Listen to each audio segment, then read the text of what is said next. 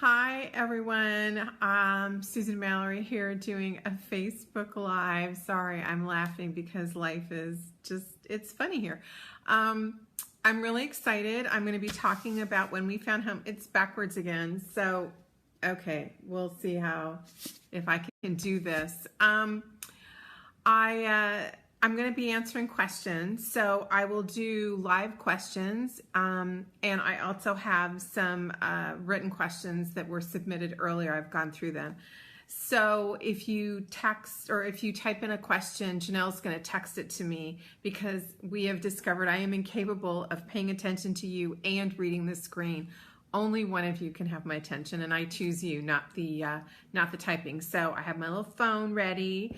Janelle will text me, and oh my gosh, and she already is. Yay! So I'm going to answer questions.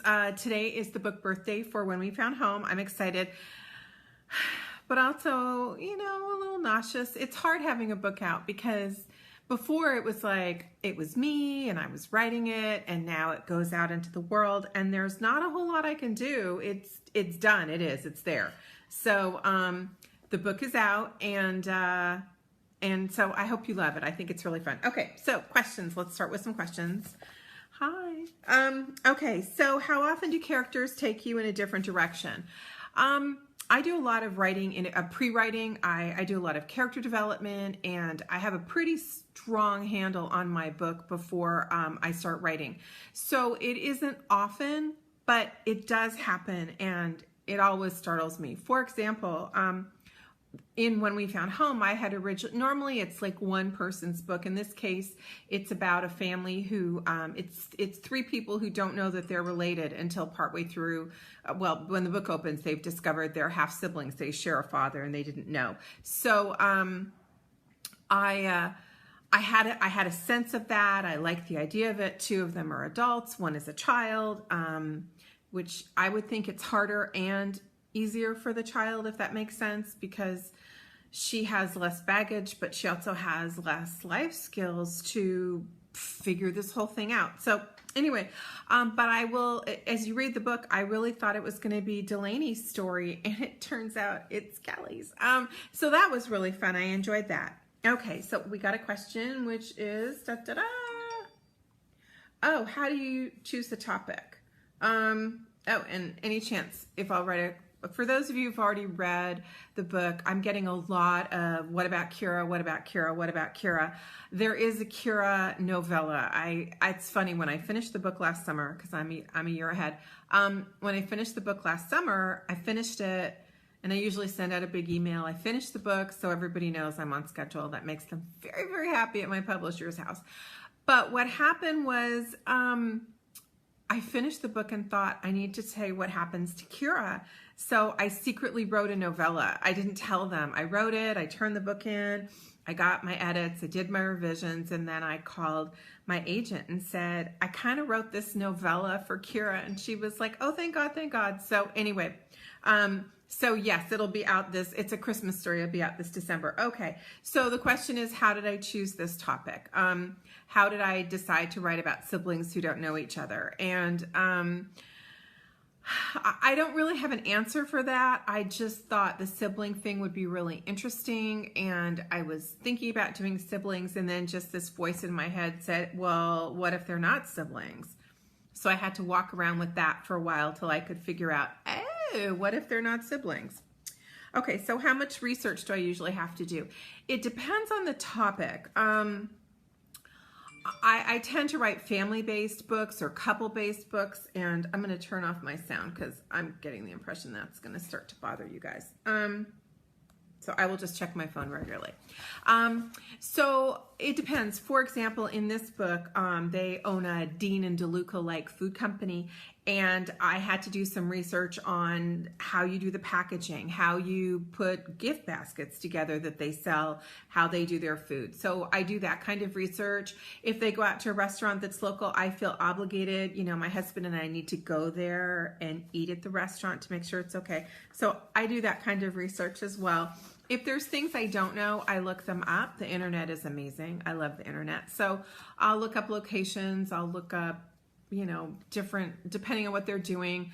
Delaney's going to Bastyr University. I know about it. I have friends who've gone, but I made sure the curriculum was correct and the prerequisites in the class she needed to take was really at UW, the University of Washington. So, okay. I noticed in a previous post, use a lot of Post-its to get started when you start. Oh, do I write by hand? Oh gosh, no. I type my books. I couldn't write them by hand. My hand would die. I just couldn't do it. I know there are authors who do write by hand, and good for them, but no. I do, when I start my plotting, I do it on Post-its, and if you go back on my Facebook feed, you'll see pictures of it. And so I do that part by hand. I just need to. I've always done it that way, and it's like I can't change now, but that is the only thing I do by hand. Everything else I do on the computer. Oh, do I ever get sad when I finish a book? So here's a secret. I have mild ADD, and I should probably be medicated, and I have medication. I just don't ever take it. So, and you can probably tell, huh? So I have a very short attention span, and that's really one of the reasons I write quickly, because I need to get done before there's like, ooh, shiny thing, and I have to move on. So sometimes, like with Kira, I'm like, I need to know more, but that's different than being sad. But no, I'm ready to be done. By the time I'm done, I've spent like 5 months with these people and their problems, and they're getting on my nerves. So I want to move on. Plus, the next book is, I was like, oh my gosh, the next book is going to be so cool. And I work really far ahead. So, for example, okay, so I have a hardcover out now. That's When We Found Home. Oh, and let's look at it again because it's so pretty. Look. Ooh, I'm getting better at this backwards thing. I have already written the book that comes out next summer. And I've started on the book that comes out next fall, and I just spent some time yesterday brainstorming the hardcover that would come out in, oh gosh, I'd write it next, okay, I don't know, I think 2020. So I'm always kind of like, there's all these projects. I'm not working on them, but I'm brainstorming them. And so it's hard to be sad because it's like, oh, but I get to do this great other thing. Where is my favorite place to write? My office, which is not clean. It just, the part you see is so nice, isn't it? The little stack on the one side and the stack, oops, I am really backwards. The stack on the other side, it isn't like that at all. It's a complete mess. I have my cat. I have my computer, and just, you cannot walk in here because of the dog toys. So yeah, and Alex may speak to us later because he's mad at me. Have I ever gone to a writing retreat? I have not. I don't exactly know what they are. I think you go somewhere and write. I have gone away to a hotel if I'm having trouble getting into a book and I just need to focus. I'll go away for 4 or 5 days. It's horrible. I hate it. I'm bored. I'm lonely. I write until my hands hurt, and then I watch movies, and okay, this is really weird. Don't judge. I do Legos, which Janelle finds hysterical. I will buy Lego sets, and in my free time, I'll put music on and play Legos, or just put Legos together, and then I leave them for, I hope someone in housekeeping like has a kid, and they take them apart and put them back together. So that's the closest I've come to a writing retreat, and there was a second question somewhere in here that says, how weird are you? I believe that would fall under the you are very weird category. Oh, why does it take so long for the books to be released? So I turn a book in. I'm really fortunate. My schedule is such that I can, I'm a year ahead. I have friends who like turn in a book and it's out in 6 months. And that sounds fabulous, except what if you get sick or break a bone or somebody in your family gets sick or there's a crisis? I have a year. I turn a book in about a year before it's released, and I prefer that. I want the buffer. So if something happens, there's no hysteria. I always have time built in. So, but it goes from me to my editor, where she gives me notes, and then I do revisions, and then it goes back and we do a copy edit, a line edit, and it goes out. Anyway, yes, it could be faster, but I'm about a year ahead, and I'm comfortable. Do I have a say on the models they use? The art department at Harlequin is really amazing. They really work with me. We have phone calls, conference calls. It's them, it's the whole team, it's me, it's my agent, it's Janelle, and we really talk about what we're looking for. They give us sketches, and then we get a really good idea of where we're going. It's a very long process, but I don't have a say exactly. It's not like they send me headshots and I pick, but it is collaborative. When I'm developing a character, do you decide on physical attributes first, or do I pick a name? If it's a main character, I usually pick and the guy's going to be good looking. That's just a given. It's just a matter of variations on a theme. Somebody asked me once at a signing, I'm sure it was a man, why are the guys always good looking? Hello, it's a fantasy, okay? It is a fantasy. They're good looking because it's fun. They might not always be perfect. I have a friend, Alexis Morgan, who loves her wounded heroes, you know, with scars and limps, and I always joke about that with her. So, do I ever take storyline suggestions from readers and work from there? I, in fact, have. Years ago, I wrote a trilogy called The Bakery Sisters, and in book 2, there was a teenage boy named Diego, and a reader wrote me and said, is he going to grow up and be a hero in your next book? And I had to write her back and say no, because I'm not that smart, but it was a really good idea. So Diego grew up and was a hero in book 3 of the Fool's Gold series, Finding Perfect, I think, Pia's book, because it was such a good idea. And I apologize to whoever this reader is. I'm so sorry. I don't know her name, but somebody wrote and said, I should do an empty nester book. And I thought I should, but I know what she's thinking. I think she reads my women's fiction, and so she's thinking an older couple and their kids are gone. I'm sorry, that isn't what it's going to be. That's going to be the idea I'm working on for summer of 2020, maybe, but she's 34 and she's going to be an empty nester because, you know, high school baby. Okay. Oh, check my phone because now it's quiet. All right. Oh, did I know how When We Found Home would end when I started? Yes, because I work really hard. I spend 3 weeks to a month. A book like this, one of these, look how pretty, shiny. Well, it's actually not shiny, but it's pretty. Oh, I can make the water move. Okay.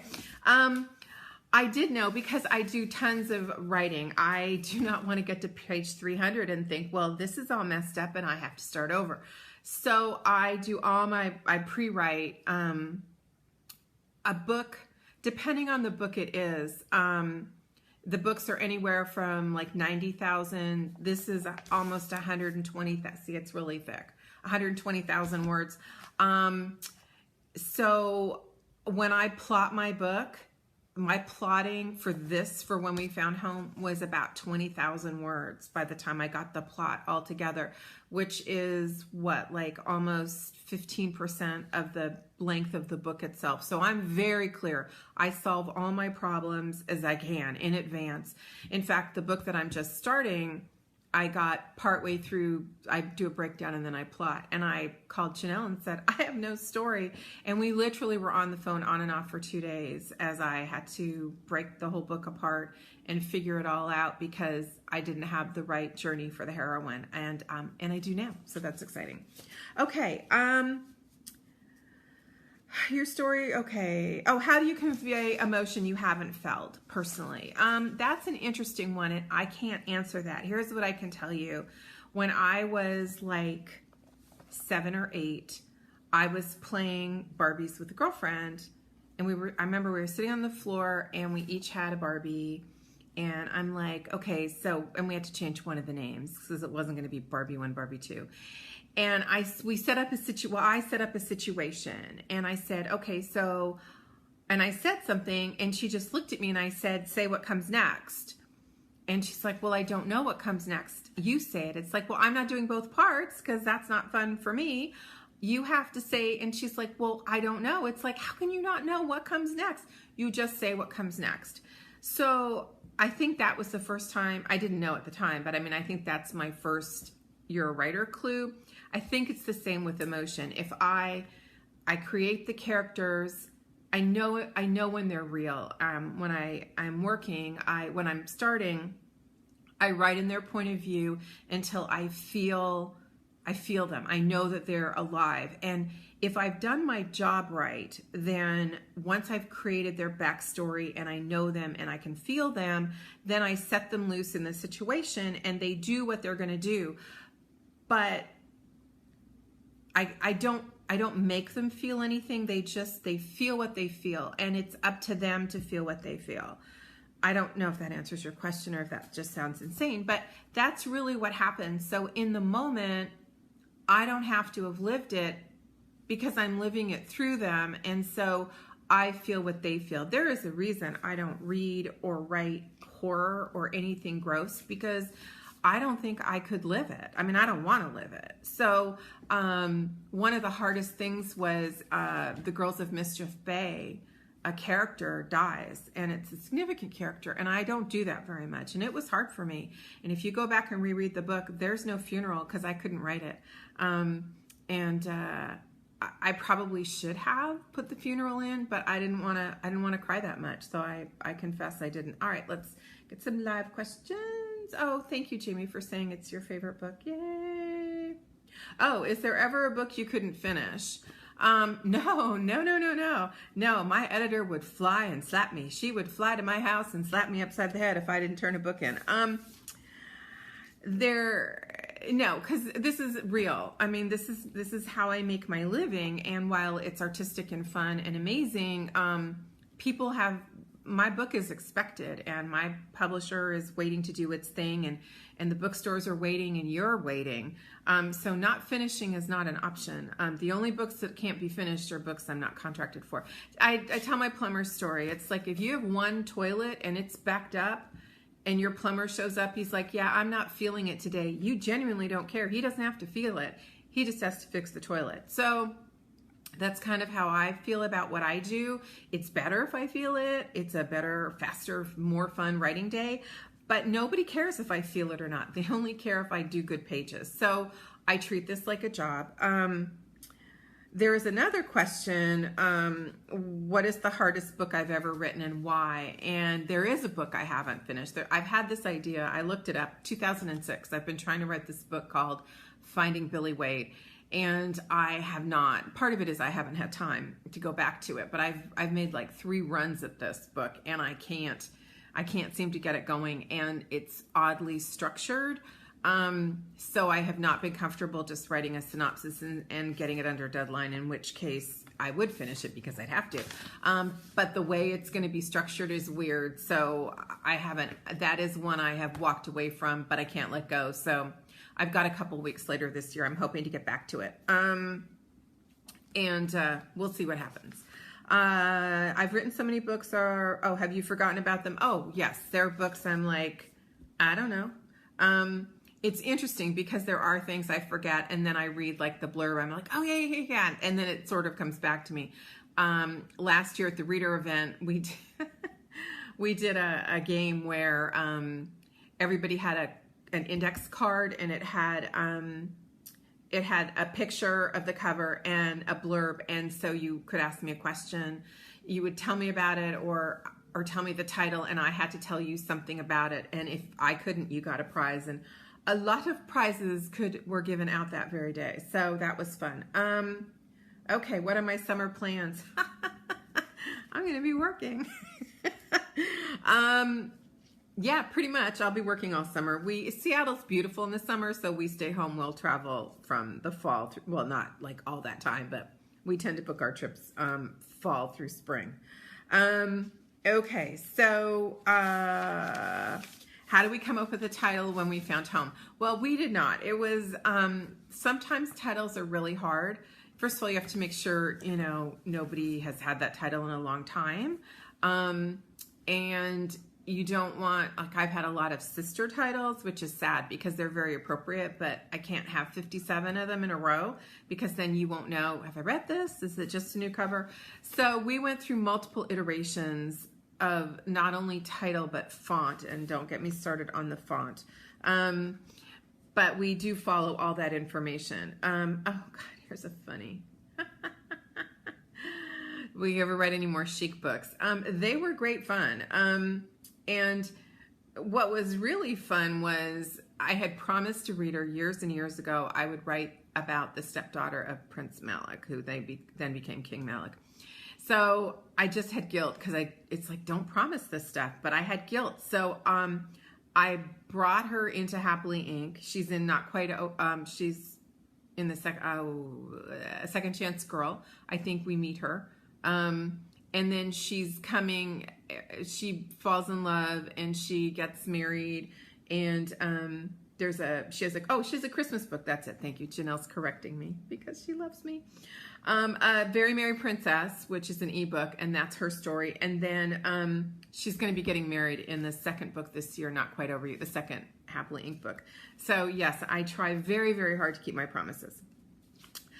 What is the significance of the cover shoot? The cover shoot was really interesting because we went round and round and round. We originally were going to do this table with food because of the glorious food in the book and arms reaching, but it just didn't come together. So we came up with this one, and oops, let me get this right. And there are hysterical discussions about how they're laying, who's facing who, what are they wearing, are there shoes, are there not shoes, is there a handbag, is there an apple?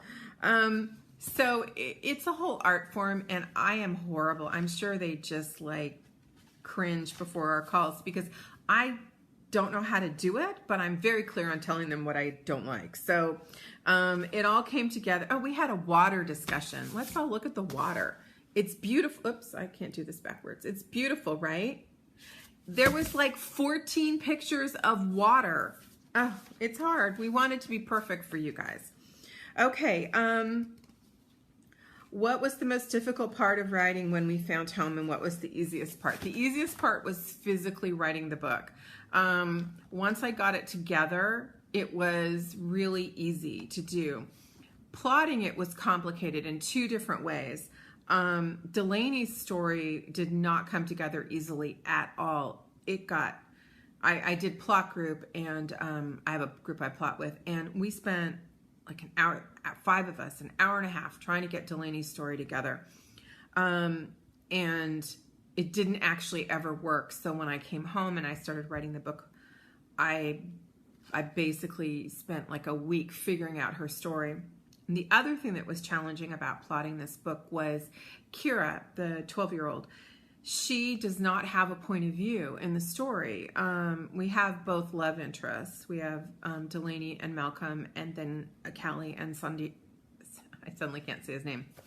Okay, we're just going to move on because I suddenly can't say his name. And so, but Kira has a story and a story arc. So what I did, which I've never done before, was I plotted her entire arc, and then each character has to have a scene with somebody, and so that's why if you're partway through and you're like, yes, she does. No, she doesn't have a point of view, but she does have a complete story arc. And then she has her novella. Oh, Andrea, if you could pick a book for Hallmark to do another movie, I think they should do all of them. I think they should do Fool's Gold as a series. I think they should do Happily Inc. as a series, and then they should do all my Christmas books. Oh, and I have a book coming out this February called California Girls, and Allie's story should be a Hallmark movie for Valentine's Day. That's what I think. Who is my favorite character in this book and why? It's a toss-up. It was Callie and it was Kira. I really loved them so much.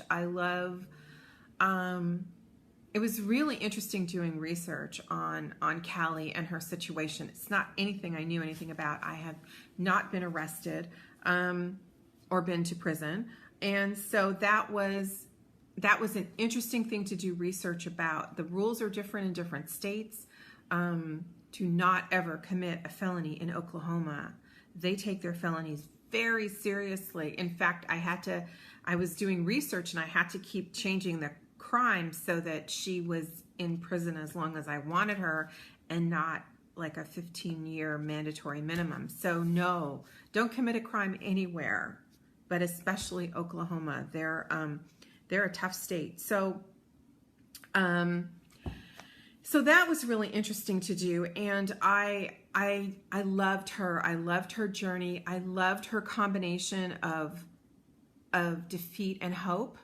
It was, she wants to believe, but she's afraid to believe. So I love her. And Kira, just what a spirit in that little girl. I mean, she's been through so much, and she's so pragmatic, and yet she's so a scared little girl. So hard not to love her.